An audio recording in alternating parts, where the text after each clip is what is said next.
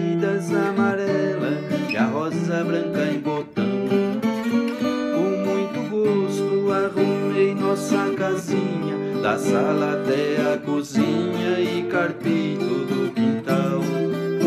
Rocei o pasto e consertei a porteira, enfeitei a casa inteira como se fosse o Natal.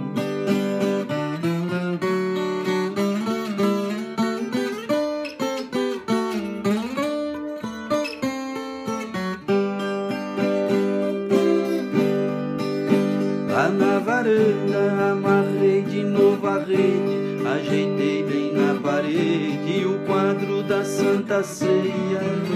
No chão da sala tudo de terra batida, dei uma boa varrida e não ficou um grão de areia. Na nossa cama pus a coxa de piquê, com as beiradas de crochê que você fez tudo à mão. Troquei as fronhas com capricho e muito esmero, as penas do travesseiro e palhas novas no colchão.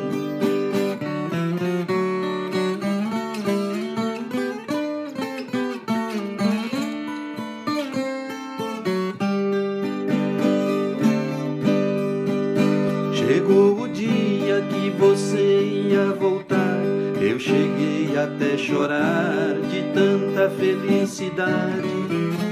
Levantei cedo, me arrumei com muito zelo, reparti bem o cabelo, igual gente da cidade.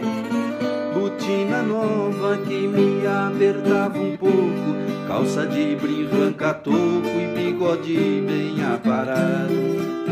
De lenço branco e camisa preta de lista, eu parecia um artista daqueles bem afamados.